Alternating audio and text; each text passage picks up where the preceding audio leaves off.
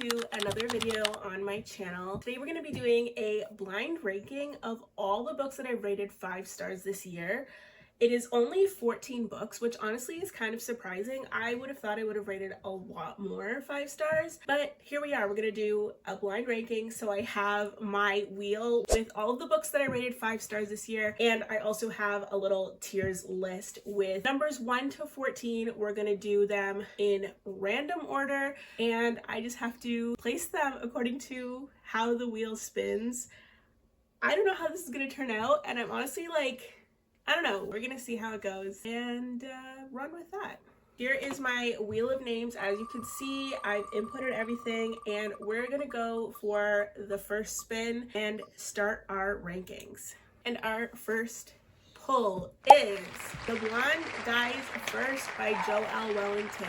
I loved this book. It was so much fun. It read like a 90s teen slasher with some supernatural elements. It had such a great found family aspect. The friend group in it was so much fun to read about, and watching their development as the story continues along with this slasher sort of tongue-in-cheek play on that was a lot of fun. This was one of my top reads this year. It was definitely one of the top thrillers I read this year. I think I'm gonna go ahead and slot it in the number 5 spot, which is brave, but I think I can confidently say it's in my top 5 of books that I read this year. I'm gonna remove the name and I'm gonna keep spinning, and we'll see where we land next. Ugh, nervous. We have Lost and Was Sewed by Lila Sage. I read this at the very beginning of this year. I love the Lila Sage novels. I love the Rebel Blue Ranch, and I really did enjoy Lost and Was Sewed. I had been looking forward to Gus and Teddy's story since I read the first couple of chapters of Done and Dusted. I love the way that they bickered. But that being said, I don't know how much I loved it compared to some of the other books on this list. So I'm going to put it a little closer to the bottom in, I think, slot 10, which I may regret later, but I think that is where I think it needs to go, in slot 10. All right, let's continue to the next one.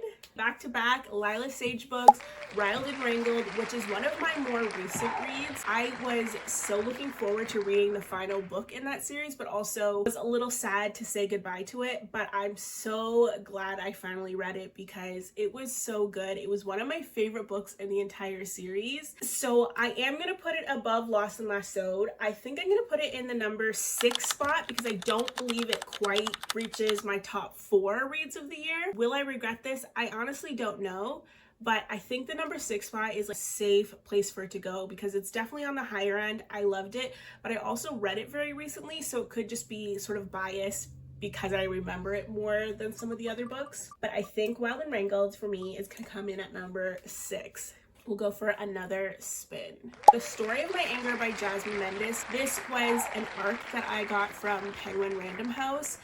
I really enjoyed this. I thought it was a really thought-provoking book. It is told in different mediums like poetry and scripts, and I really liked that aspect of it. I thought it was really unique, and I thought the message of it was really strong.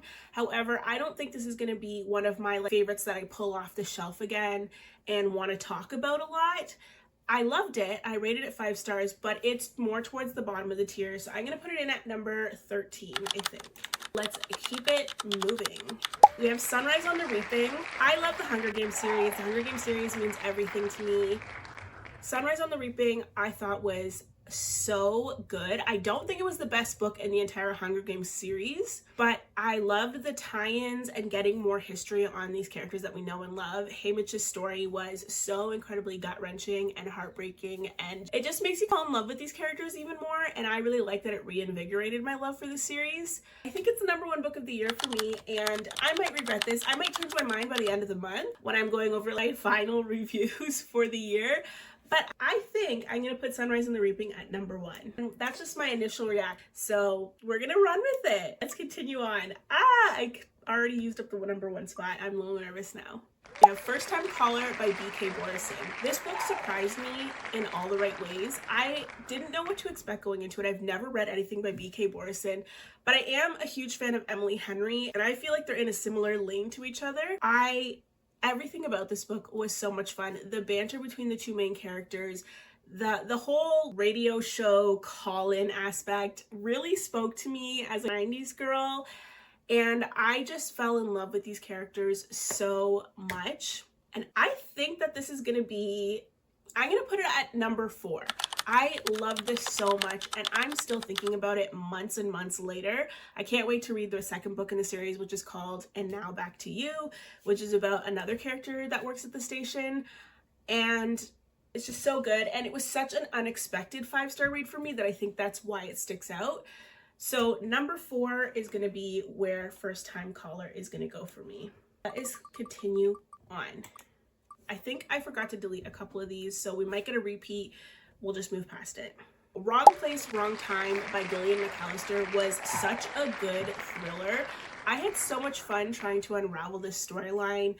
It's about a mother who witnesses her son commit a murder, but when she wakes up the next morning, she's gone back in time to the day before, and every time she wakes up, she's further back in time, trying to unravel these secrets and lies and make sure that her son doesn't get into this position again. And while it's a little boy mom coded, I actually really enjoyed it.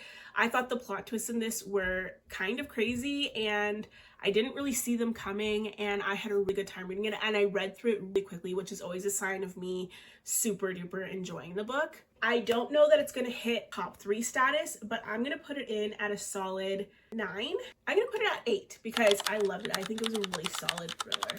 Caught Up by Navessa Allen. So this is another one that I just didn't expect it to be a 5-star read. I had heard a lot of mixed reviews about it. People were not super on board with Caught Up because it is so different than Lights Out. There is such a major tone shift between Lights Out and Caught Up. Lights Out is like, it's a stalker romance, but it's very lighthearted because Josh is just a goofy guy.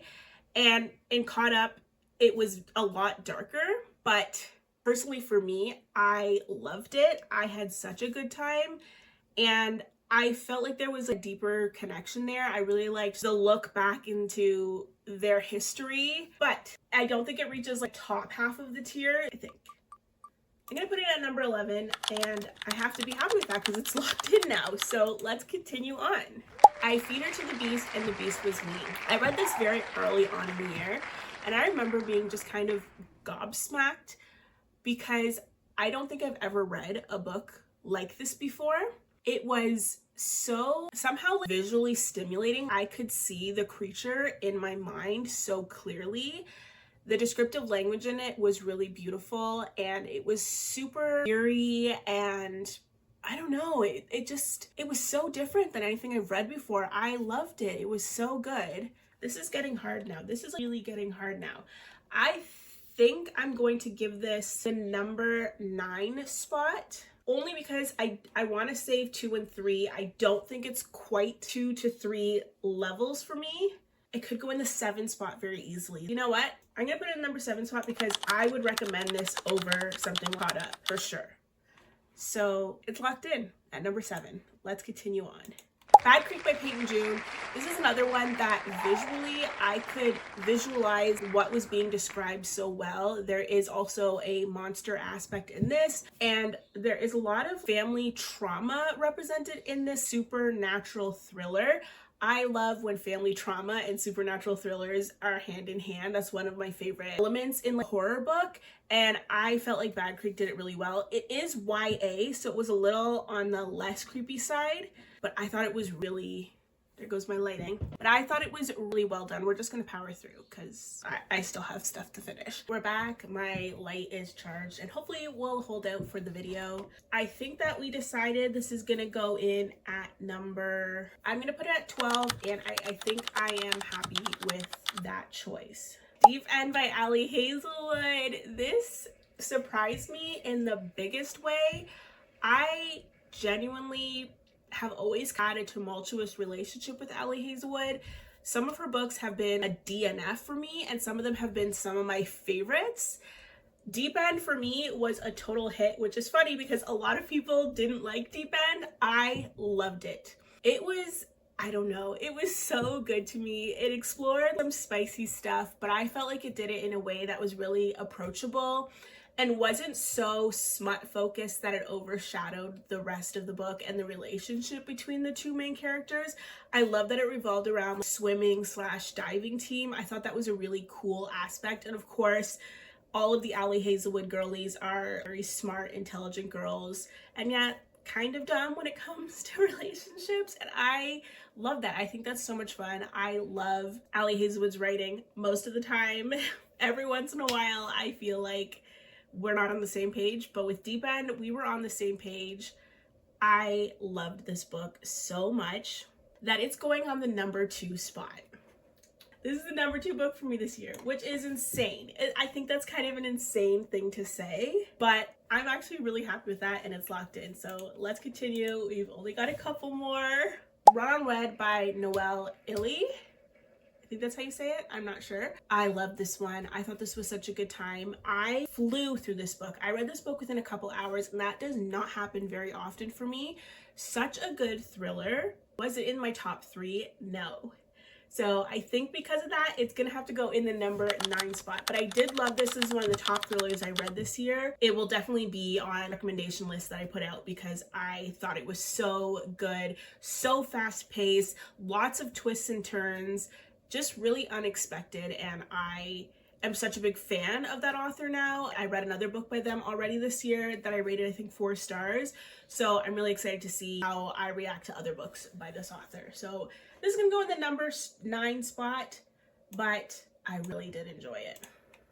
We're down to the final 2. We have a 14th place and 3rd place. The Intruder by Freida McFadden. It's gonna have to go in the 14th slot. I love Freida McFadden. Every single year there's at least 1 or 2 books by her that I rate 5 stars. I know that she is not the most serious thriller author. I know that sometimes some of her books are a little low bar. They're extremely approachable, they're extremely easy to read, very fast paced, and I know a lot of people think her plot twists are predictable. For me, they never are. I never see a plot twist coming in anything. That's just the way that I'm built. With The Intruder, I did see the plot twist coming, but then there was so many red herrings throughout that I ended up changing my mind before I got to the end, and then I was right. I thought this was a lot better than some of the more recent ones, and I did rate it 5 stars, but it is the number 14 spot, which only leaves 1 left, and it is I'm Thinking of Ending Things, one of the most memorable books of the year for me. I thought this was so intriguing. It was very dark and had this sense of dread and foreboding, and the way it was written had me questioning everything that I was reading as I was reading it right up until the last page, and even then I was kind of mind boggled. I can't wait to dive back into what I'm thinking of reading and reread it, and eventually I'll get to the Netflix, I think it's a series, but it's just something like I still think about this book almost every day. I loved it. And it's very obviously going into my number 3 spot. It could even potentially be a number 2 for this year, but I already put Deep End in that spot. So this is what we're left with. This is my tier ranking. I'll go over them very quickly again. In the 14th spot, we have The Intruder by Freida McFadden. 13 is The Story of My Anger by Jasmine Mendez. 12 is Bad Creek by Peyton June. Then we have Caught Up by Nevessa Allen. Lost and Lassoed by Lila Sage, Run on Red by Noelle Illy, Wrong Place, Right Time by Jillian McAllister, I Feed Her to the Beast and the Beast Is Me by Jameson Shea, Wild and Wrangled by Lila Sage, and my top 5 are The Blonde Dice First by Joelle Wellington, First Time Caller by B.K. Borison, I'm Thinking of Ending Things by Ian Reid, Deep End by Allie Hazelwood, and my top book of the year was, of course, Sunrise on the Reaping by Suzanne Collins, and I am very happy with this ranking.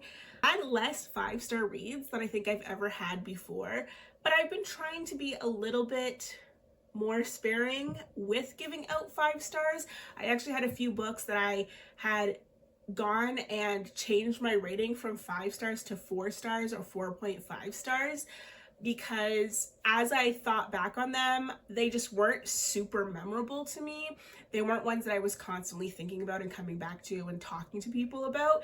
And these are the ones that I've talked about the most. A couple of them, they're more recent, so they could change. Ones like Wild and Wrangled or The Intruder, will they end up on my top tier list when I look back a year from now? I don't know.